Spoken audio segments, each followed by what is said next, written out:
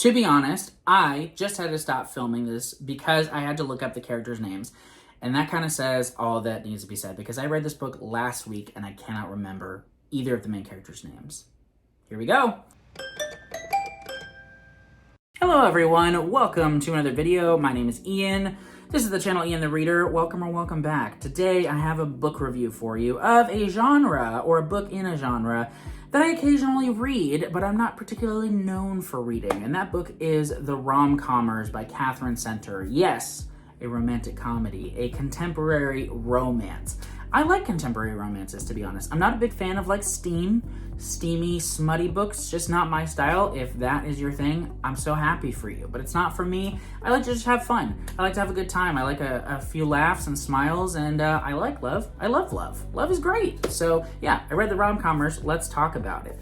So in The Rom-Commers, we follow two characters. Really, one is the main character, and she is a screenwriter, or wants to be a screenwriter. She has had to set her dreams aside quite a bit because of an accident that happened when she was about to go to college that left her father in a less than ideal state, and she's been kind of his caretaker. She still did go to college online, but she kind of missed out on a lot of life experiences that she was hoping to have, and now she's wanting to really launch her career, but feels like it might not be the right time still because her father's health is still not great, and her sister has this internship that is kind of taking the place of her taking care of her father. That being said, when her agent, who is her ex-boyfriend from college, comes across this big opportunity for a partnership with the main character's absolute favorite screenwriter of all time, she seizes the moment and rushes off to LA to meet him and join in on this screenwriting experience. Unfortunately, though, he is completely oblivious to it, and so it goes from there. That's the setup.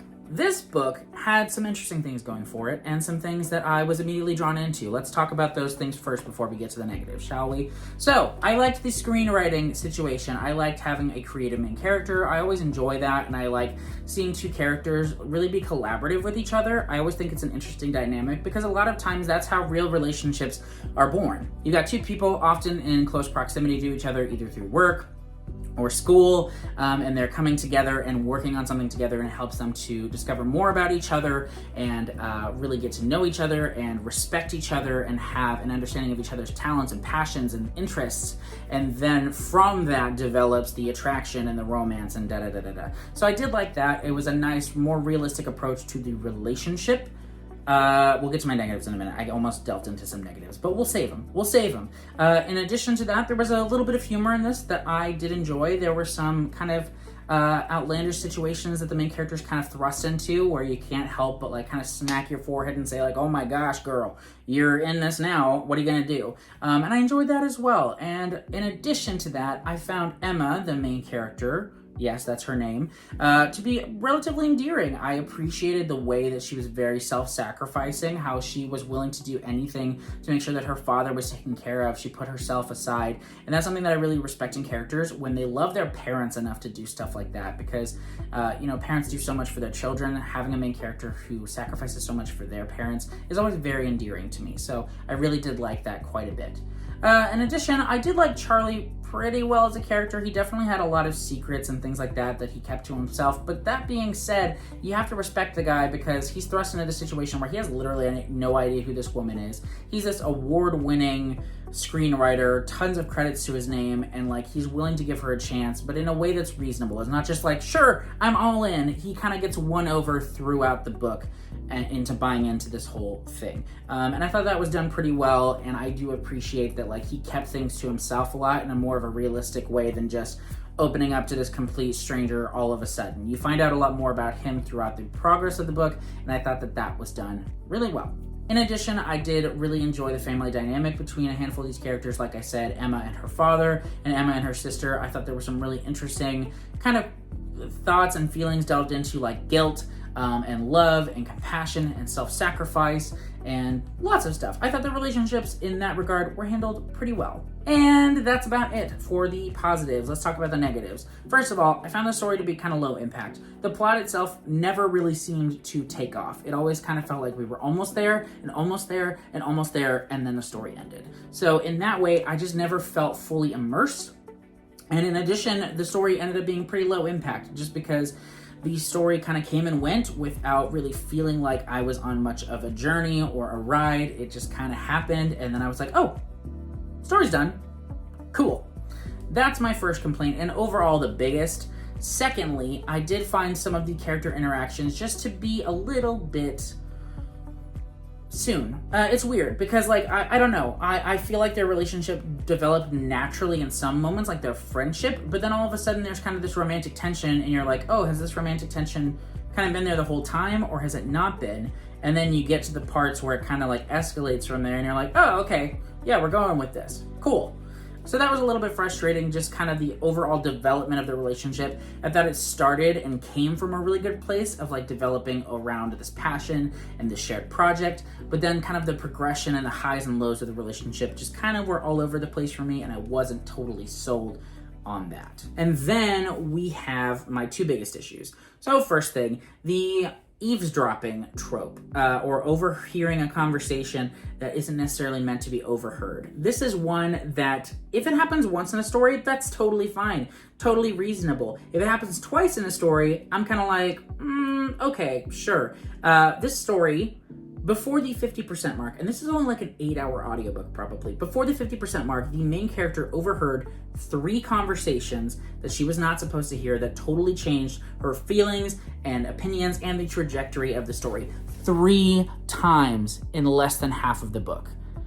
Like, is that why? And here's my thing. If she'd even like done it one more time, or like one more time later in the book, I almost would have thought it was like kind of like a running gag of the story, which, you know, in comedies and romantic comedies and things like that, you have running gags. And so if her overhearing like things she's not supposed to overhear was kind of addressed and was like a running gag or something like that, that'd be different because it would feel intentional. But in this instance, it just felt kind of lazy. I was frustrated. The second time I was like, really, are we doing this? And then the third time I literally was like, you've got to be kidding me. So that was really frustrating. Did not enjoy that at all, and it's something that I felt like the author just didn't have a way of getting to the things she wanted to get to without doing that, and it created a false sense of tension, and I just was really frustrated by this. And fourth and finally, and this might be a little bit of a spoiler, but there is a plot device of illness that is used through this. And I think in some instances it's good because it provides a certain amount of vulnerability for characters, and it definitely provides a bit of trauma, and it's real. People get sick, people go through a lot in their lives, and when it's done well, I think that that is exceptional and adds a lot of layers to a story. That being said, in this book, it was a cop-out. It was not well done, and it was very frustrating, and yeah. I'm not going to vent anymore, but I didn't like that. I didn't like that at all. So where does that leave us? So this book is fine, you know? No, I don't think it is fine. It's okay. It's less than fine. It's okay.